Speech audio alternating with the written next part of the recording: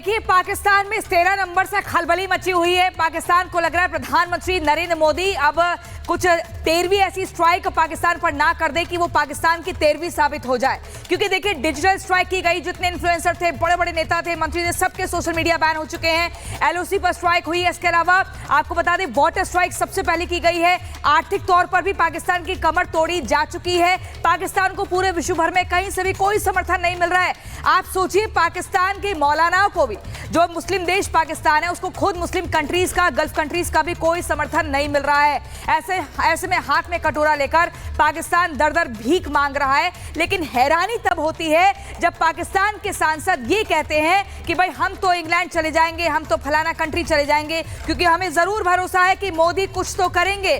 तो डर है पाकिस्तान को भारत की अगली स्ट्राइक का। लेकिन अगला कदम भारत का क्या कुछ हो सकता है, इस रिपोर्ट में देखिए।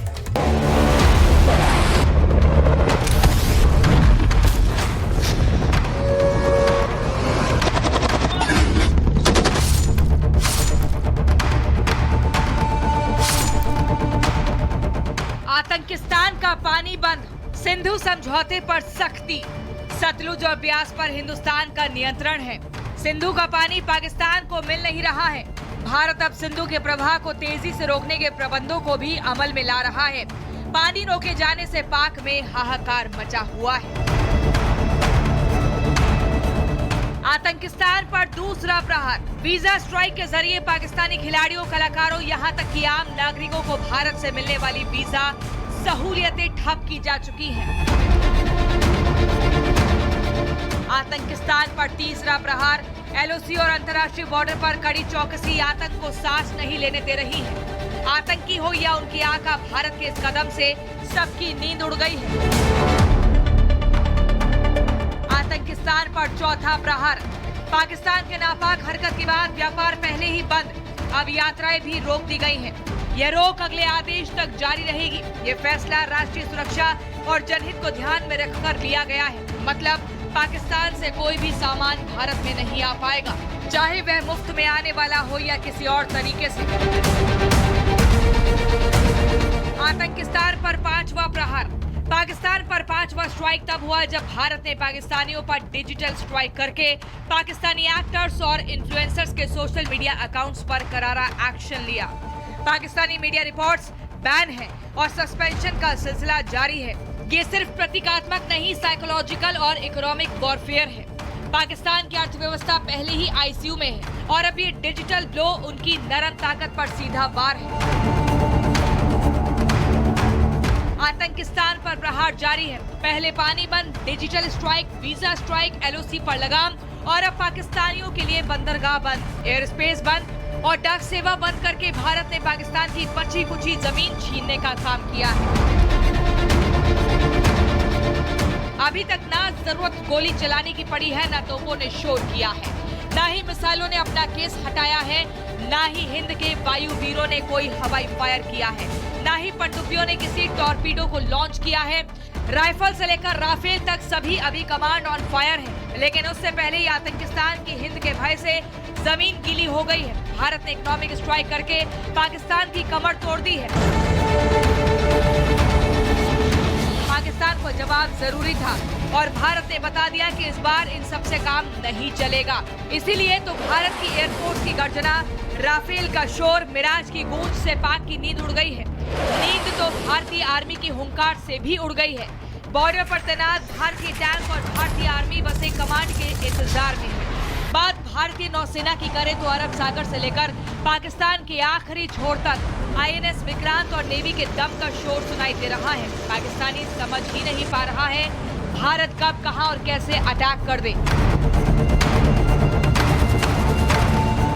इन सब के बीच आतंक को पनाह देने वाला पाकिस्तान चारों तरफ से घिर गया है। नेशनल नहीं, ग्लोबल लेवल पर पाकिस्तान की फजीयत हो रही है। अब तो पाकिस्तान खुद कह रहा है कि सभी देश मोदी और भारत के साथ खड़े हैं। यहां तक कि मुस्लिम मुल्कों ने भी पाकिस्तान का साथ छोड़ दिया। इन सब के बीच पीएम मोदी का 13वां प्लान भी तैयार है। पाकिस्तान को डर है मोदी कहीं 13वें दिन पाकिस्तान की 13वीं की तैयारी तो नहीं कर रहे हैं और अब 13वीं का सरप्राइज मोदी कैसे देंगे, ये सोच कर पाकिस्तान की हवा टाइट है। Bureau report, Republic Bharat. तो चलिए दर्शकों, अब मैं आपको बताती हूँ कि पाकिस्तान पर सरप्राइज प्रहार कैसे और क्या हो सकता है, मतलब संभावना क्या है, कैसा प्रहार हो सकता है। सबसे पहले इजराइल जैसा एक्शन हो सकता है क्या, जैसा इजराइल ने हमास पर किया था टारगेटेड अटैक, हमास के बड़े बड़े नेताओं को चुन चुन कर ठोका था। वही सुपर पावर जैसी क्या स्ट्रैटेजी हो सकती है, सुपर पावर यानी कि अमेरिका और रूस जैसा कोई कदम उठाया जा सकता है। हमेशा टारगेटेड अटैक किया जाता है सुपर पावर देशों की तरफ से। वही एबटाबाद जैसा ऑपरेशन हो सकता है क्या, आपको याद होगा पाकिस्तान के एबटाबाद में 2011 में क्या हुआ था, ओसामा बिन लादेन को कैसे अमेरिका ने ढेर किया था और उस ऑपरेशन को ऑपरेशन नेपच्यून स्पेयर भी नाम दिया गया था। रात में ये ऑपरेशन होता है 40 मिनट तक। क्या जो कासिम मुनीर का सुलेमानी जैसा हाल भी हो सकता है, ये मैं आपको बता दूं। असीम मुनीर को लेकर बार बार ये माना जा रहा है क्या कासिम सुलेमानी जैसा हाल हो सकता है। आपको याद होगा कैसे 2020 में हमला किया गया था और ये अमेरिकी ड्रोन अटैक हुआ था और लगातार ये सीधे तौर पर विश्व में संदेश दिया गया था कि जो भी आतंकवाद को बढ़ावा देगा उसका ऐसा ही खात्मा होगा। पाकिस्तान पर आर्थिक प्रतिबंध पहले ही भारत ने लगा दिया है, क्या इसमें और ज्यादा इजाफा होगा, क्योंकि पाकिस्तान को इकोनॉमिक जो मार पड़ी है उसके बाद से अब उसकी हालत खराब हो गई है। वही परमाणु अड्डों पर भी प्रहार क्या भारत कर सकता है, जो बार बार परमाणु हमले की हेकड़ी पाकिस्तान दिखाता है। क्या जिन अड्डों पर परमाणु हथियार है वहीं पर घुसकर भारत उनको चिन्हित करके उन पर हमला कर सकता है। तो ये सब संभावनाएं हैं, अब देखना होगा कि भविष्य में क्या कुछ होता है। लेकिन इसी बीच एक बड़ी खबर मैं आपको बता दूं, जम्मू कश्मीर के कुपवाड़ा में पुलिस और एसओजी का सर्च ऑपरेशन जारी है। सीमा पर घुसपैठ रोकने के लिए गश्त तेज की गई है। ये जानकारी मिली है कि वहां पर घुसपैठ की कोशिश होती है और इसीलिए सर्च ऑपरेशन चलता है। ये जॉइंट ऑपरेशन की जानकारी जिसमें जम्मू कश्मीर की पुलिस और सेना मिलकर लगातार गश्त कर रही हैं और ऐसे में सीमा पर घुसपैठ रोकने के लिए गश्त तेज की गई है। सर्च ऑपरेशन चल रहा है। कुपवाड़ा में पुलिस और एसओजी का सर्च ऑपरेशन जारी है। मैं ये बताना चाहती हूँ कि आज ये रिपोर्ट हम गवर्नमेंट एडवाइजरी को फॉलो करते हुए एंड गाइडलाइंस, एसओजी के गाइडलाइंस को फॉलो करते हुए एक सेफ डिस्टेंस से ये रिपोर्ट फाइल कर रहे हैं। आज हम आ चुके हैं कुपवाड़ा सेक्टर के एक फॉरेस्ट एरिया में, जहां पे एक हाई स्टेक ऑपरेशन चल रही है SOG, Jammu and Kashmir SOG की तरफ से। ये सेक्टर, कुपवाड़ा सेक्टर, एक काफ़ी सेंसिटिव एरिया माना जाता है क्योंकि इसकी नज़दीकी एलओसी से काफ़ी ज़्यादा है, जिसकी वजह से इन्फिल्ट्रेशन काफ़ी ज़्यादा होता है इस एरिया से।